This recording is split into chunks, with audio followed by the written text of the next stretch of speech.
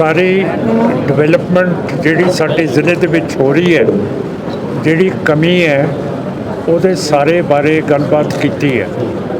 ਮੈਂ ਕਿਹਾ ਕਿ ਸਰਕਾਰ ਆਮ ਆਦਮੀ ਪਾਰਟੀ ਦੀ ਹੈ ਤੇ member of parliament Shiromani Akali Dal Amritsar ਦਾ ਹੈ, ਪਰ ਸਾਡਾ ਮਤਲਬ ਹੈ ਐਡਮਿਨਿਸਟ੍ਰੇਸ਼ਨ ਚਲਾਉਣ ਦਾ, ਆਮ ਪਾਰਟੀ ਦਾ ਤੇ ਸ਼੍ਰੋਮਣੀ ਅਕਾਲੀ ਦਲ ਅੰਮ੍ਰਿਤਸਰ ਦਾ। ਇਹਦੇ ਵਿੱਚ ਐਡਮਿਨਿਸਟ੍ਰੇਸ਼ਨ ਦੇ ਵਿੱਚ ਕੋਈ ਦਿੱਕਤ ਨਹੀਂ ਹੋਣੀ ਚਾਹੀਦੀ ਮੇਰੇ ਵੱਲੋਂ ਜਾਂ ਹੋਰ ਕਿਸੇ ਵੱਲੋਂ। ਅਸੀਂ ਜ਼ਿਲ੍ਹੇ ਦੀ ਡਿਵੈਲਪਮੈਂਟ ਚਾਹੁੰਦੇ ਹਾਂ ਤੇ ਸਾਰੇ ਪੱਖਾਂ ਤੋਂ ਕਿਸੇ ਦੇ ਨਾਲ ਡਿਸਕ੍ਰਿਮੀਨੇਸ਼ਨ ਨਹੀਂ ਹੋਣੀ ਚਾਹੀਦੀ। ਸਾਰੇ ਇੱਕ ਹੈਗੇ ਹੈ ਤੇ ਇਹ ਸਾਡੀ ਪਾਲਿਸੀ ਹੈ ਕਿ ਅਸੀਂ ਜਿਹੜੀ ਡਿਵੈਲਪਮੈਂਟ ਸਰਕਾਰ ਕਰ ਰਹੀ ਹੈ ਉਹਦੇ ਵਿੱਚ ਪੂਰਾ ਹੱਥ ਦੇਵਾਂਗੇ। ਜੇ ਹੋਰ ਵੀ ਡਿਵੈਲਪਮੈਂਟ ਹੋ ਸਕਦੀ ਹੈ ਉਹਦੇ 'ਚ ਵੀ ਦੇਵਾਂਗੇ। ਇਹਦੇ ਵਿੱਚ ਸਾਡੀ ਸਿਆਸਤ ਨਹੀਂ ਆਊਗੀ ਸਾਡੀ ਪਾਰਟੀ ਵੱਲੋਂ। ਪਟਵਾਲ ਸਾਹਿਬ, ਅੱਜ ਪਿੰਡ ਅਡੋਪਟ ਕਰਨ ਦੀ ਗੱਲ ਹੋਈ ਹੈ, ਇੱਕ ਕੈਂਪ ਨੂੰ ਪਿੰਡ ਅਡੋਪਟ ਕਰਨਾ ਪੈਂਦਾ, ਕੋਈ ਚੂਜ਼ ਕੀਤਾ ਪਿੰਡ, ਕਿਹੜਾ ਪਿੰਡ ਤੁਸੀਂ ਅਡੋਪਟ ਕਰਨਾ? ਹਾਂ, ਉਹ ਮੈਂ ਕਿਹਾ ਕਿ ਉਹ ਨੰਬਰ ਕੱਢ ਦਿਓ ਅਤੇ ਇੱਕ ਆਪਾਂ ਬਟਨ ਦੱਬ ਦਾਂਗੇ ਅਤੇ ਫਿਰ ਉਹ ਨਿਕਲ ਆਊਗਾ। ਉਹ ਸਾਰਿਆਂ ਤੋਂ ਨਿਰਪੱਖ ਜਿਹਾ ਹੋਊਗਾ ਅਤੇ ਕੋਈ ਐ ਨਹੀਂ ਸਮਝੂਗਾ ਕਿ ਮੈਂ ਕੋਈ ਖਾਸ ਪਿੰਡ ਦੇ ਲਈ ਕੀਤਾ ਹੈਗਾ। ਮਾਨ ਸਾਹਿਬ, ਤੁਸੀਂ ਝਾੜੂ ਵਾਲਿਆਂ ਨੂੰ ਕਿਸ ਤਰ੍ਹਾਂ ਦੇਖਦੇ ਹੋ? ਝਾੜੂ ਪਾਰਟੀ ਨਾਲ ਮੇਰੇ ਨਾਲ ਅਜੇ ਕੋਈ ਦਿੱਕਤ ਆਈ ਨਹੀਂ ਜੀ, ਅਜੇ ਕੋਈ, ਕਿਉਂਕਿ ਸ਼ੋਸ਼ੇ ਬਹੁਤ ਛੱਡ ਰਹੇ ਨੇ ਕਿ ਕੰਮ ਕੋਈ ਹੋ ਨਹੀਂ ਰਿਹਾ। ਕੌਣ ਕਹਿ ਰਿਹਾ? ਲੋਕਾਂ ਦੀ ਆਵਾਜ਼ ਆ ਰਹੀ ਹੈ, ਧਰਨੇ ਲੱਗ ਰਹੇ। ਪਰ ਅੱਜ ਜਿਹੜਾ ਮੈਂ ਰਿਵਿਊ ਦੀ ਗੱਲ ਨਹੀਂ ਕਰ ਰਿਹਾ ਜੀ, ਮੈਂ ਆਪ ਵਾਲਾ ਨਹੀਂ ਕਰਦਾ। ਜਿਹੜਾ ਅੱਜ ਮੈਂ ਰਿਵਿਊ ਕੀਤਾ ਆਪਣੇ ਹਲਕੇ ਸੰਗਰੂਰ ਦਾ, ਅਤੇ ਇਹ ਸਾਰੀ ਡਿਵੈਲਪਮੈਂਟ ਪੂਰੀ ਤਰ੍ਹਾਂ ਹੋ ਰਹੀ ਹੈ। ਇਹਦੇ ਵਿੱਚ ਕੋਈ ਕਮੀ ਨਹੀਂ ਹੈਗੀ ਅਤੇ ਡਿਵੈਲਪਮੈਂਟ ਐਡਮਿਨਿਸਟ੍ਰੇਸ਼ਨ ਪੂਰੀ ਕਰ ਰਹੀ ਹੈ ਅਤੇ ਠੀਕ ਕਰ ਰਹੀ ਹੈ। ਮਾਨ ਸਾਹਿਬ, ਲੋਕ ਸਭਾ ਹਲਕਾ ਸੰਗਰੂਰ 'ਚ ਅਵਾਰਾ ਪਸ਼ੂਆਂ ਦੀ ਬਹੁਤ ਗੰਭੀਰ ਸਮੱਸਿਆ ਹੈ। ਕਾਊ ਸੈਸ ਹੈ ਜਿਹੜਾ ਹਰ ਮਹੀਨੇ ਲੱਖਾਂ ਕਰੋੜਾਂ ਰੁਪਏ ਇਕੱਠਾ ਹੁੰਦਾ ਹੈ, ਪਰ ਕਿਤੇ ਲੱਗਦਾ ਨਜ਼ਰ ਨਹੀਂ ਆ ਰਿਹਾ। ਹਰੇਕ ਚੀਜ਼ ਦੇ ਉੱਤੇ ਕਾਊ ਸੈਸ ਹੈ, ਪੈਟਰੋਲ ਤੋਂ ਲੈ ਕੇ ਆਰਸੀਆਂ ਤੱਕ ਹਰੇਕ ਚੀਜ਼ ਦੇ ਕਾਊ ਸੈਸ ਹੈ। ਉਹਦੇ ਬਾਰੇ ਕੀ ਕਰ ਰਹੇ ਹੋ? ਮੈਂ ਜੀ ਪਹਿਲਾਂ ਪ੍ਰਪੋਜ਼ਲ ਦਿੱਤੀ ਸੀ ਜਦੋਂ ਮੈਂ ਪਹਿਲਾਂ MP ਸੀਗਾ ਗਵਰਨਮੈਂਟ ਆਫ ਇੰਡੀਆ ਨੂੰ, ਕਿ ਹਰੇਕ ਪਸ਼ੂ ਦੇ ਪਿੱਛੇ 150 ਰੁਪਈਆ ਸੈਂਟਰ ਦੇਵੇ, ਉਹ ਗਊਸ਼ਾਲਾ ਦੇ ਵਿੱਚ ਪਸ਼ੂ ਜਾਣ ਅਤੇ ਜਿਹੜੇ ਜ਼ਿਮੀਂਦਾਰਾਂ ਦਾ ਨੁਕਸਾਨ ਕਰਦੀ ਹੈ ਉਹ ਹਟ ਜੂਗਾ। ਕਿਉਂ ਕਰਕੇ 150 ਦੇ ਵਿੱਚ ਜਿਹੜਾ ਜ਼ਿਮੀਂਦਾਰ ਤੋਂ ਉਹ ਪੱਠਾ ਪੁੱਠਾ ਖਰੀਦਣਗੇ ਉਹ ਆਪਣੀਆਂ ਗਊਸ਼ਾਲਾ 'ਚ ਹੋਣਗੇ। ਇਹ ਆਪਣੇ ਲਈ ਬਹੁਤ ਵੱਡਾ ਕੰਮ ਹੈ, ਕਿਉਂ ਕਰਕੇ ਜਿਹੜੀ ਸਾਡੀ ਵੱਧ ਗਿਣਤੀ ਹੈ ਉਹਨਾਂ ਦੇ ਮਜ਼ਹਬ ਦੇ ਨਾਲ ਸੰਬੰਧ ਰੱਖਦਾ ਹੈ।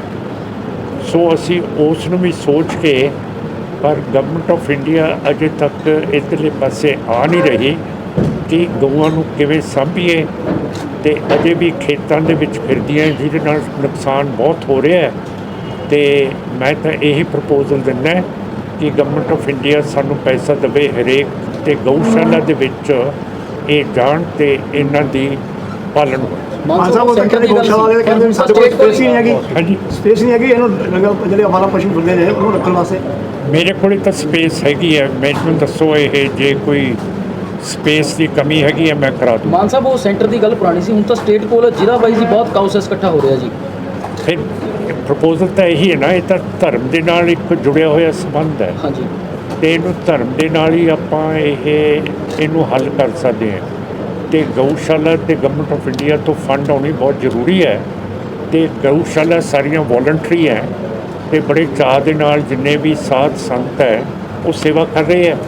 ਜਦੋਂ ਲੋਕ ਧਾਰਮਿਕ ਤੌਰ ਦੇ ਉੱਤੇ ਸੇਵਾ ਕਰਨਾ ਚਾਹੁੰਦੇ ਹੈ, ਫਿਰ ਗਵਰਨਮੈਂਟ ਦਾ ਤਾਂ ਉਹਦੇ ਵਿੱਚ ਕੋਈ ਦਖਲਅੰਦਾਜ਼ੀ ਨਹੀਂ ਹੋਣੀ ਚਾਹੀਦੀ, ਸਿਵਾਏ ਉਹਨਾਂ ਨੂੰ ਪੈਸਾ ਮਿਲਣਾ ਚਾਹੀਦਾ ਹੈ ਕਿ ਇਹ ਪੱਠਾ ਅਤੇ ਤੂੜੀ ਦੇ ਦੇਣੇ। ਦੁਬਾਰਾ ਮੰਗ ਰੱਖੋਗੇ ਜੀ ਸੈਂਟਰ ਕੋਲ? ਦੁਬਾਰਾ ਮੰਗ ਰੱਖੋਗੇ ਦਿੱਲੀ ਸੈਂਟਰ ਕੋਲ ਜੀ ਇਸ ਗੱਲ ਦੀ? ਹਾਂ, ਮੈਂ ਰੱਖ ਦੂੰਗਾ। ਮਾਨ ਸਾਹਿਬ, ਇੱਕ ਤਰਨਤਾਰਨ ਦੇ ਵਿੱਚ ਨਾ ਕੱਲ੍ਹ ਚਰਚ ਦੇ ਉੱਪਰ ਹਮਲਾ ਹੋਇਆ, ਯਿਸੂ ਮਸੀਹ ਦੀ ਜਿਹੜੀ ਮੂਰਤੀ ਆ ਤੋੜੀ ਗਈ ਹੈ, ਕਿਵੇਂ ਦੇਖਦੇ ਹੋ?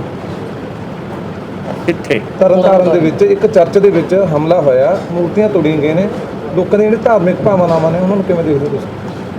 ਹਾਂ, ਇਹ ਤਾਂ ਗਲਤ ਹੈ ਜੀ ਕਿਸੇ ਦੀ ਧਾਰਮਿਕ ਮੂਰਤੀ ਭੰਨ ਦੇਣਾ, ਪਰ ਜਿਹੜੀ ਗੱਡੀ ਨੂੰ ਵੀ ਅੱਗ ਲਗਾਈ ਗਈ ਹੈ, ਅੰਦਰ ਮੂਰਤੀਆਂ ਤੋੜੀਆਂ ਗਈਆਂ। ਹਾਂ, ਇਹ ਤਾਂ ਮਾੜੀ ਗੱਲ ਹੈ ਕਿ ਇਸ ਤਰ੍ਹਾਂ ਦੇ ਹਾਲਾਤ ਹੋਏ ਹੈ ਅਤੇ SGPC ਦਾ ਪ੍ਰਚਾਰ ਘੱਟ ਗਿਆ ਜਿਹਦੇ ਕਰਕੇ ਇਹੋ ਜਿਹੀ ਵਾਰਦਾਤ ਹੋਈ ਹੈ। ਤੇ STPC ਦੇ ਇਲੈਕਸ਼ਨਸ 11 ਸਾਲ ਤੋਂ ਗਵਰਨਮੈਂਟ ਆਫ ਇੰਡੀਆ ਨਹੀਂ ਕਰਾ ਰਹੀ, ਜਿਹਦੇ ਨਾਲ ਸਾਡਾ ਜਮਹੂਰੀਅਤ ਦਾ ਜਿਹੜਾ ਹੱਕ ਹੈ ਉਹ ਮਾਰਿਆ ਗਿਆ ਹੈ। ਮੋਦੀ ਸਾਹਿਬ ਹੁਣ ਇੱਥੇ ਆਏ ਸੀਗੇ, ਅਸੀਂ ਉਹਨਾਂ ਨੂੰ ਬਹੁਤ ਪ੍ਰੇਰਨਾ ਕੀਤੀ ਸੀਗੀ ਕਿ ਇੱਕ ਤਾਂ ਜਿਹੜੇ ਸਾਡੇ ਸਿੱਖ ਬੰਦੀ 30 ਸਾਲਾਂ ਤੋਂ ਅੰਦਰ ਹੈਗੇ ਆ ਉਹ ਵੀ ਛੱਡੋ ਤੇ SGPC ਦੇ ਇਲੈਕਸ਼ਨਸ ਕਰਾਓ। ਜੇ ਇੰਡੀਆ ਇੱਕ ਜਮਹੂਰੀਅਤ ਪਸੰਦ ਮੁਲਕ ਹੈਗਾ, ਜੇ 15 ਅਗਸਤ ਇੰਡੀਪੈਂਡੈਂਸ ਡੇ ਦੇ ਉੱਤੇ ਤੁਸੀਂ ਜਿਨ੍ਹਾਂ ਨੇ ਜਬਰ ਜਨਾਹ ਕੀਤਾ ਹੈ ਬੀਬੀ ਬਾਣੋ ਦੇ ਉੱਤੇ ਤੇ ਉਹਦੇ ਰਿਸ਼ਤੇਦਾਰ 12 ਮਾਰਤੇ ਹੈ, ਉਹ ਤੁਸੀਂ ਛੱਡ ਦਿੱਤੇ ਹੈ ਤੇ ਉਹਨਾਂ ਨੂੰ ਆਜ਼ਾਦੀ ਦੇ ਦਿੱਤੀ ਹੈ। ਜਿਨ੍ਹਾਂ ਨੇ ਇਹੋ ਜਿਹੇ ਬਲਾਤਕਾਰ ਕੀਤੇ ਹੈ, ਕਤਲ ਕੀਤੇ ਹੈ, ਫਿਰ ਜਿਹੜੇ ਸਾਡੇ ਸਿੱਖ ਬੰਦੀ 30 ਸਾਲਾਂ ਤੋਂ ਹੈ ਉਹ ਕਿਉਂ ਨਹੀਂ ਛੱਡਦੇ ਹੈਗੇ? ਤੇ ਧਰਮ ਨਿਰਪੱਖਤਾ ਹੋਣੀ ਚਾਹੀਦੀ ਹੈ। ਤੇ ਜਿਹੜਾ ਕੁਛ ਤਰਨਤਾਰਨ ਸਾਹਿਬ ਦੇ ਵਿੱਚ ਹੋਇਆ ਹੈ ਉਹ ਮਾੜੀ ਗੱਲ ਹੈ, ਪਰ ਇਹਦੇ ਵਿੱਚ SGPC ਦਾ ਪ੍ਰਚਾਰ ਘੱਟ ਗਿਆ, ਜਿਹਦੇ ਕਰਕੇ ਇਹ ਇਨਸੀਡੈਂਟਸ ਹੋ ਰਹੇ। ਪ੍ਰਧਾਨ ਸਾਹਿਬ, ਅੱਜ ਦਿੱਲੀ ਤੇ ਪੰਜਾਬ 'ਚ ਸਭ ਨੂੰ ਭਖਵਾ ਇਸ਼ੂ ਐਕਸਾਈਜ਼ ਦਾ ਬਣਿਆ ਹੋਇਆ। ਅੱਜ ਅੰਨਾ ਹਜ਼ਾਰੇ ਨੇ ਵੀ ਕੇਜਰੀਵਾਲ ਦੇ ਮੁੱਦੇ ਤੇ ਘੇਰਿਆ। ਤੁਹਾਡਾ ਕੀ ਪ੍ਰਤੀਕਰਮ ਆ ਪੰਜਾਬ ਦੀ ਐਕਸਾਈਜ਼ ਪਾਲਿਸੀ ਤੇ?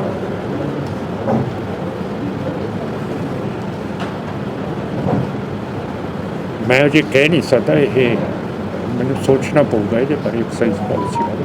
ਮਾਨ ਸਾਹਿਬ, ਤੁਹਾਡੇ ਵੱਲੋਂ ਜਿਹੜਾ ਚੰਡੀਗੜ੍ਹ ਏਅਰਪੋਰਟ ਦਾ ਨਾਮ ਬੰਦਾ ਸਿੰਘ ਬਹਾਦਰ ਦੇ ਨਾਂ 'ਤੇ ਰੱਖਣ ਦਾ ਜਿਹੜਾ ਸੁਝਾਅ ਦਿੱਤਾ ਗਿਆ ਸੀ, ਉਹਦੇ ਪਿੱਛੇ ਤੁਸੀਂ ਕੀ ਕਾਰਨ ਦੇਖਦੇ? ਮੈਂ ਕਹਿੰਦਾ ਕਿ ਬੰਦਾ ਸਿੰਘ ਬਹਾਦਰ ਨੇ ਪਹਿਲੀ ਵਾਰੀ ਮੁਗਲ ਹਕੂਮਤ ਨੂੰ ਥੱਲੇ ਡੇਗਿਆ ਸੀਗਾ ਛੱਪੜ ਛੇੜੀ 'ਚ ਤੇ ਸਰਹੰਦ ਦੇ ਵਿੱਚ, ਤੇ ਹਵਾਈ ਅੱਡਾ ਛੱਪੜ ਛੇੜੀ ਦੇ ਕੋਲੇ ਬਣਾਇਆ ਗਿਆ। ਤੇ ਬੰਦਾ ਸਿੰਘ ਬਹਾਦਰ ਨੇ ਪਹਿਲੀ ਵਾਰੀ